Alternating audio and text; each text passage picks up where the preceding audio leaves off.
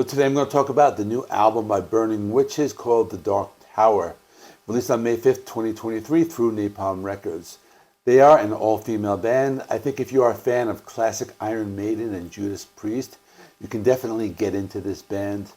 I think they are filling a void right now because we all know Iron Maiden are not playing in the same style as they did in the 80s. And Judas Priest, although their sound is still very good, they do take a long time between albums. And this band does the opposite. They crank out albums, and I'm going to talk about that in more detail in the next section.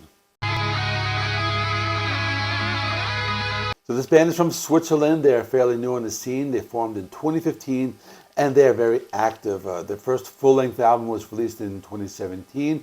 That was their self-titled. And then 1 year later, they released Hexenhammer in 2018. Then in 2020, they released Dance with the Devil. Then in 2021, they released The Witch of the North. That's an album I remember when it came out. I know some other channels talked about it. I didn't get a chance to listen to it because I was involved with some other reviews. And now, 2023, they released The Dark Tower, the album in question. So what I like about this band is that in the time it takes a band like Judas Priest or Iron Maiden or even Metallica to release an album, the band has already released 5. So I think this is the type of band that putting out albums at a rate that the aforementioned bands did like back in the 80s. So that's something I have like a lot of respect for. So like I said before, this is an all-female band. They have 5 members.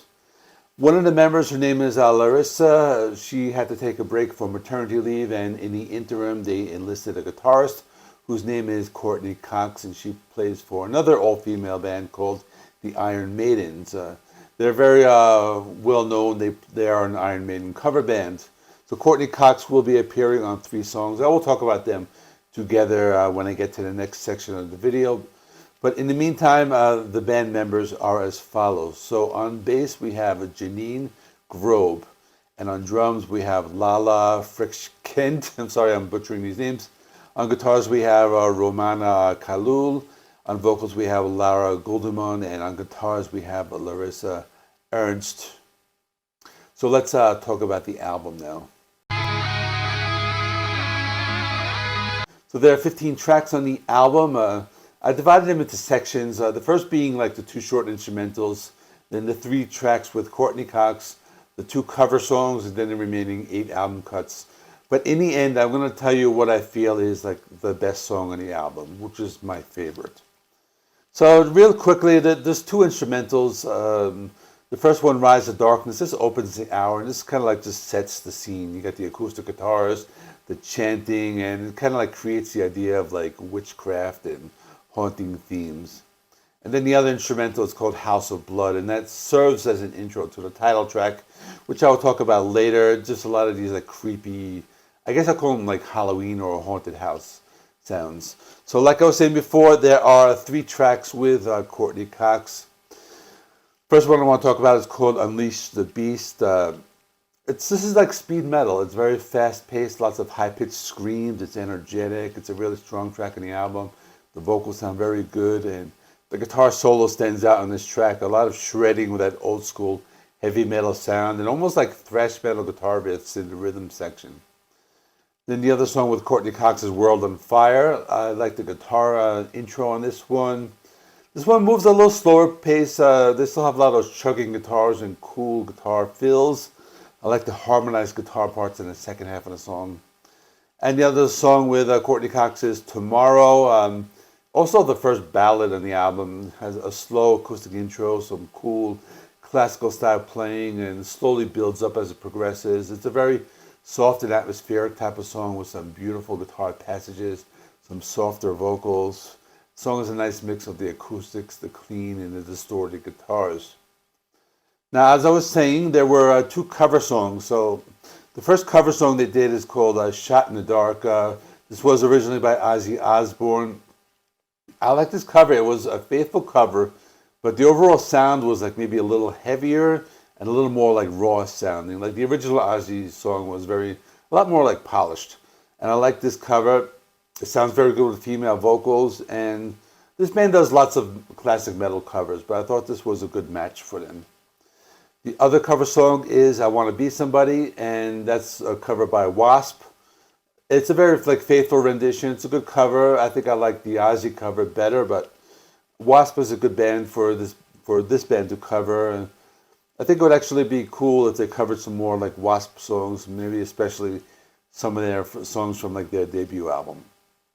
Okay, so now let me just go through the other album cuts real quickly. So we have the song Renegade. This one has this guitar riff that reminds me of Iron Maiden's 2 Minutes to Midnight. The rhythm section, lots of distorted chugging guitars, has that galloping sound, very common in the classic Iron Maiden albums. And I like the breakdown in the song where you can hear the bass guitar very well. Evil Witch is a mid-paced song. The guitar riffs reminded me of like Merciful Fate or King Diamond. The vocals are very evil sounding on the song. It's a catchy song, like when the chorus comes in.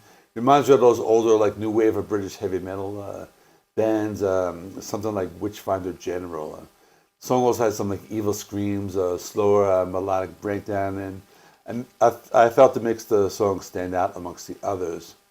Heart of Ice is a decent song, more straightforward heavy metal. You hear a lot of like Iron Maiden influence in the guitar and melodies. Arrow of Time, it's a good song, not my favorite, but I like it. It's a slower moving song. You have distorted chugging guitars, there's some heavy sections. It's a fairly catchy song. And I like the twin guitar melodies. Doomed to Die is a catchy song, especially like they sing the verse section and then they say the title, they're like, Doomed to Die. I mean, obviously it doesn't sound like me, but I thought it was a catchy song. The guitar playing and track is very good, lots of melodic parts, and there's a part towards the end where they do these evil chants and they sound like witches, and that's like one of the stronger tracks. And Into the Unknown is the longest track in the album. It's 6.5 minutes and kind of reminds me a little, I guess, the intro of like modern Iron Maiden, but they're heavier, and this is more of like a speed metal song. The sound is very dark and evil. It evokes the sound of traditional heavy metal of the early 80s. There's a part where they slow it down and they make the song sound more like modern doom metal. So there's really like a slow section in the song. I thought that was very good. And there's some darker vocals, and that comes in right after this section. Then The Lost Souls, a very heavy song. And this one is pretty more like thrash metal, but more like, I would say, like Merciful Fate, like that classic sound. It's fast and heavy. Some chugging guitars, and the vocals are much darker and heavier than some of the other songs. But I'm going to tell you my favorite song on the album, and that's it's actually one of the singles, but it's just my favorite. It's called The Dark Tower. It's the title track. And this one, obviously, when you play the album, you hear the instrumental that I mentioned before to open it up. But I really like it. The vocals are just really evil. The chorus is very catchy.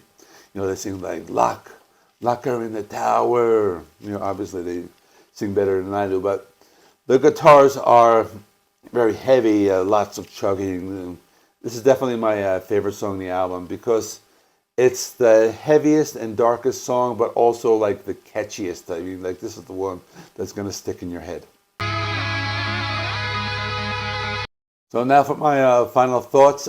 It's a really good album. I like how they're reviving the heavy metal sound of the 80s. But they're also kind of doing their own thing. They're called Burning Witches, and they sound like witches in a metal band. That's what they sound like. I mean, the lyrics are about evil and witchcraft and horror movie stuff. When I read the lyrics, I think of like these old like Hammer horror films. That's just what comes to mind when I read the lyrics. But the album is solid. It's long, you know, including the 2 cover songs. It's 15 songs. You know, 2 of them are short instrumentals, but it's like an hour long. But it's a solid album. Like, I can't say there are any weak songs. It's just not like album of the year or anything. It's just good heavy metal. It's something that like fills a gap of you know, what we need right now. It just has that classic heavy metal sound. So I'm interested in this band. I'm going to give this album an 8 out of 10. Let me know in the comments what you think. Thanks for watching. I'm going to put out another video right here for you to check out, and we'll see you in the next one.